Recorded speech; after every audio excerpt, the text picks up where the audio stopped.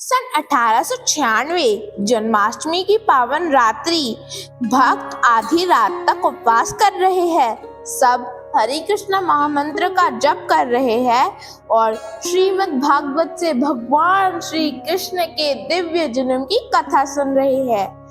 रात गहराती गई, घड़ी ने 12 बजाए, शंखनाद हुआ, घंटियां बजी और सभी भक्तों ने बड़े प्रेम से भगवान श्री कृष्ण के जन्मोत्सव का उत्सव मनाया। उन्हें क्या पता था कि अगले ही दिन एक ऐसा बालक जन्म लेने वाला है जो भविष्य में श्री कृष्ण का संदेश संपूर्ण विश्व में फैलाएगा। आज दिन की नई सुबह 1 सितंबर 1896 कलकत्ता के टॉलीगंज उपनगर में एक छोटे से घर में बालक का जन्म हुआ।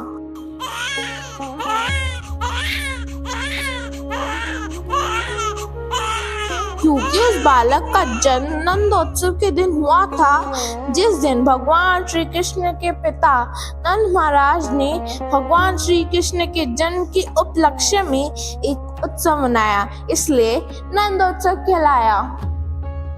मामा ने बच्चे को हाथ में लेकर ये शब्द कहे, कितना तेजस्वी मुख है। आज नंदोत्सव के दिन इसका जन्म होना कोई साधारण बात नहीं है। मुझे ऐसा प्रतीत होता है कि यह बालक भगवान का विशेष कृपा पात्र बनेगा। मैं इसका नाम नंदूलाल रखना चाहता हूँ, क्योंकि आज का इन स्वयं नंद महाराज के उत्सव का दिन है। भैया, आपका सुझाव बहुत सुंदर है, किंतु मेरे हृदय में एक नाम बार बार आ रहा है, अभयचरण। हाँ, अभय अर्थात जो किसी भी भय से मुक्त हो जाए, और चरण अर्थात भगवान श्री कृष्ण के चरण कमलों की शरण। जो श्री कृष्ण की शरण में आ जाता है उसे संसार का कोई भय नहीं रहता। मैं चाहता हूँ कि मेरा पुत्र जीवन भर भगवान के चरणों की सेवा करे, इसलिए इसका नाम अभयचरण होगा। कुछ दिनों बाद अभय अपने माता पिता के साथ 151 हैरिसन रोड स्थित अपने घर आ गए। समय बीतता गया और अभय धीरे धीरे 5 वर्ष के हो गए। डे परिवार के निवास के ठीक सामने रोड पर एक राधा गोविंद मंदिर है, जहाँ 150 वर्षों से मलिक परिवार राधा कृष्ण के विग्रहों की पूजा करता आ रहा था। रोजाना आने वाले भक्तों में अभयचरण भी शामिल थे, जो अपनी माँ, पिता या नौकर के साथ वहाँ अक्सर जाते थे। घर के ठीक सामने श्री श्री राधा गोविंद का एक सुंदर मंदिर था। बचपन से ही अभय का मन भगवान के दर्शन में ही लगने लगा। अम्मा, घंटी बज रही है, क्या ठाकुर जी की आरती हो रही है? मैं भी भगवान के दर्शन करना चाहता हूँ। माँ, मैं भी ठाकुर जी के दर्शन करूँगा। आओ बेटा, हाथ जोड़ो, राधा गोविंद को प्रणाम करो। हे राधा रानी, हे कृष्ण, मैं रोज आपके दर्शन करने आऊंगा। मुझे कभी अपने से दूर मत करना।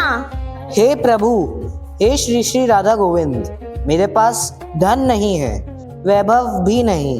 मैं आपसे केवल एक प्रार्थना करता हूँ, मेरा पुत्र आपका सच्चा भक्त बने, भगवत का प्रचारक बने तथा संसार के लोगों को आपका संदेश सुनाए। उसके हाथों में सदैव मृदंग और करताल रहे।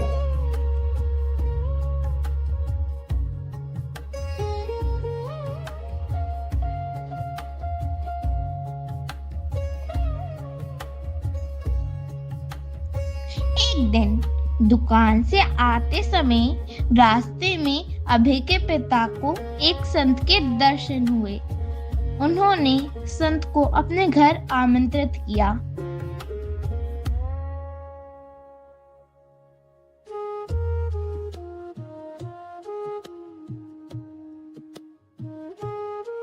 बेटा, तुम्हारी आंखों में मुझे अद्भुत तेज दिखाई देता है। आज मैं तुम्हें आशीर्वाद देता हूँ। एक दिन तुम समुद्र पार करके दूर दूर देशों में जाओगे और लाखों लोगों को श्री कृष्ण का नाम सिखाओगे। बेटा, तुम एक दिन भगवान का संदेश पूरी दुनिया में फैलाओगे। मैं भगवान की सेवा करूंगा।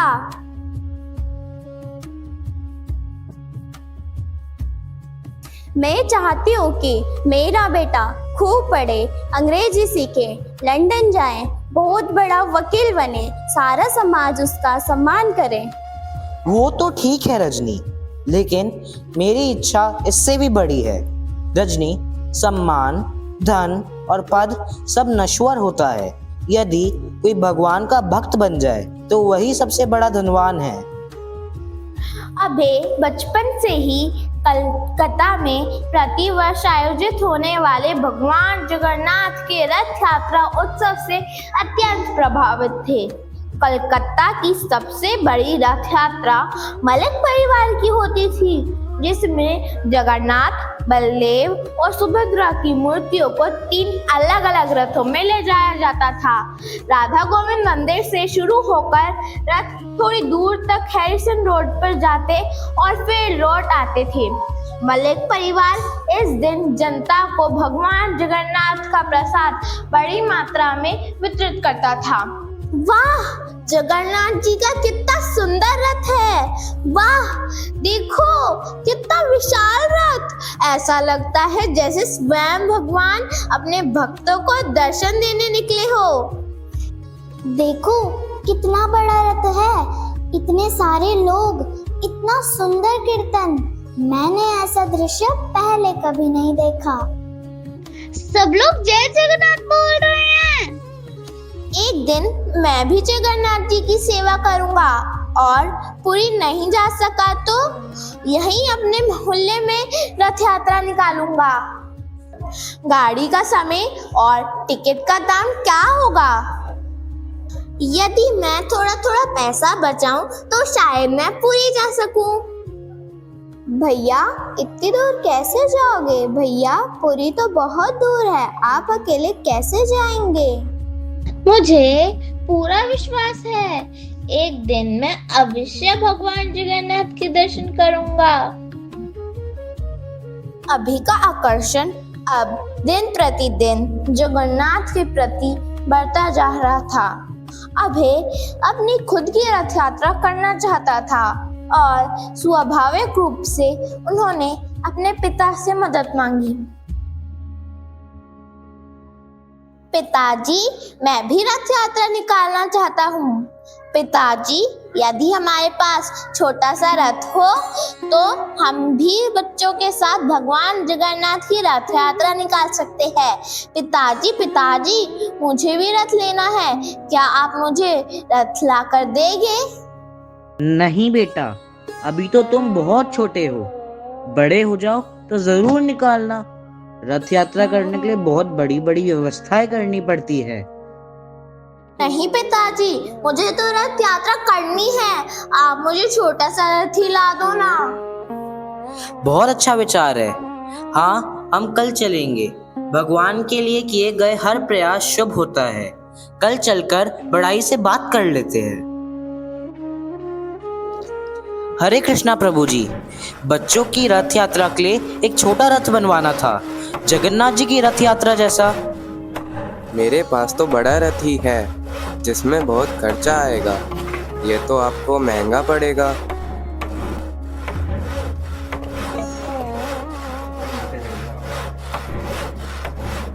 इतना सुंदर रथ बनाना आसान नहीं है। लकड़ी, पहिए, सजावट सब में बहुत खर्च आएगा। यह आपको काफी महंगा पड़ेगा, क्षमा कीजिए। पिताजी, क्या केवल पैसे न होने के कारण मैं भगवान की सेवा नहीं कर सकता? क्या अब हम रथ नहीं ला पाएंगे? मुझे भी भगवान जगन्नाथ का रथ चाहिए। क्या पिताजी, हम कभी रथ यात्रा नहीं निकाल पाएंगे? बेटा, क्यों रो रहे हो? इसे रथ चाहिए, लेकिन हमारे पास पर्याप्त पैसे नहीं है। बेटा, जो भगवान के लिए रोता है भगवान कभी उसकी पुकार अनसुनी नहीं करते। क्या तुम्हें सचमुच रथ यात्रा निकालना चाहते हो? आओ, मेरे घर में वर्षों से एक रथ रखा है, अब उसका उपयोग नहीं होता। क्या क्या आप सच कह रही हैं? आप देंगी मुझे रथ? हाँ बेटा, यदि भगवान की सेवा में लगेगा तो मुझे बहुत खुशी होगी। माता जी, आपका बहुत धन्यवाद। माता जी, आज आपने केवल एक रथ नहीं दिया, आपने मेरे पुत्र का सपना पूरा किया है। भगवान आप पर सदैव आशीर्वाद रखे।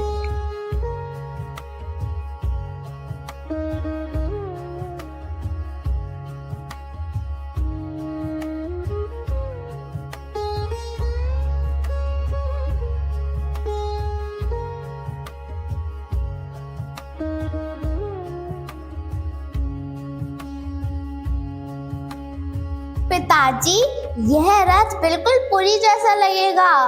ऊपर सुंदर चंदवा होगा, चारों ओर रंग बिरंगे झंडे होंगे, फूलों की मालाएं होगी और सबसे ऊपर भगवान का ध्वज लहराएगा। हाँ बेटा, और सामने घोड़े भी लगेंगे, मानो वही रथ हाकेंगे। बिल्कुल पुरी जैसा। मैं भी सजावट करूंगी भैया। मैं फूल लाऊंगी। मैं झंडा बनाऊंगा, मालाओं से सजाऊंगा।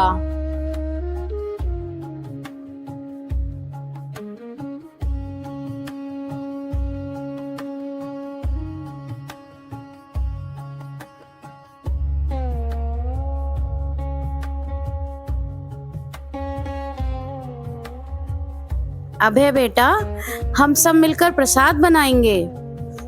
बेटा अभय, रथ यात्रा में केवल रथ ही नहीं, प्रसाद भी होना चाहिए। हम सब मिलकर खिचड़ी, पूरी, हलवा और मिठाई बनाएंगे। धन्यवाद माता जी, सबको भगवान का प्रसाद मिलेगा। यही तो सच्ची सेवा है। पुरी की तरह अभय की रथ यात्रा लगातार 8 दिनों तक चली। उनके परिवार के सदस्य इकट्ठा हुए और आस पड़ोस के बच्चे जुलूस में शामिल हुए। रथ खींचते हुए, ढोल और करताल बजाते हुए, भजन गाते हुए, गर्मी के मौसम में धोती पहने और बिना कमीज के अभय ने बच्चों को हरे कृष्णा का जप करने और उपयुक्त बंगाली भजन का नृत्य किया। सब लोग बोलिए जय जगन्नाथ, जय जगन्नाथ।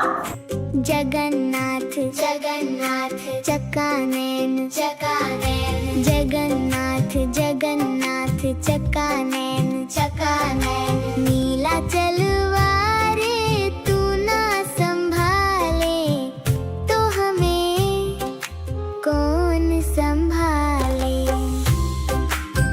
हाँ, नीलाचल वारे तू ना संभाले तो हमें कौन संभाले।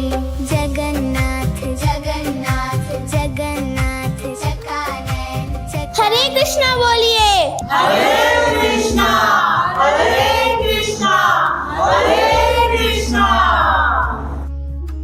छोटे से अभय ने अपने सभी मित्रों को भगवान की सेवा में लगाया। किसी को पता नहीं था कि आगे चलकर वही बालक पूरी दुनिया में श्री कृष्ण का संदेश फैलाएगा। वही अभय चरण आगे चलकर बने जगत गुरु ऐसी भक्ति वेदांत स्वामी श्रीला प्रभुपाद। श्रीला प्रभुपाद का जन्म नंदोत्सव के दिन होना केवल एक ऐतिहासिक घटना नहीं, बल्कि भगवान की दिव्य योजना का अंग था।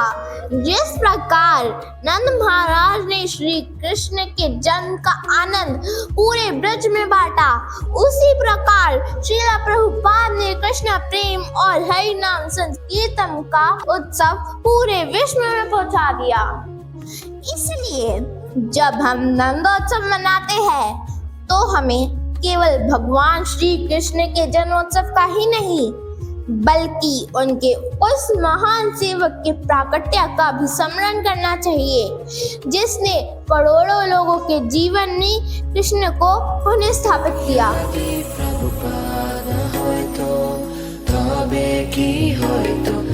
জীবন বাহিতা কিসে যদি প্রভুপাদ হইতো তবে কি হইতো এই জীবন বাহিত কিসে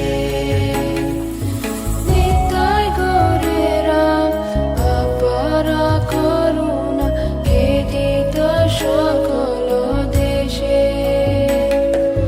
নিতাই গৌরেরা অপারা করুণা কে দিত সকল দেশে যদি প্রভুপাদ হইতো তবে কি হইতো এই জীবন বাহিত কিসে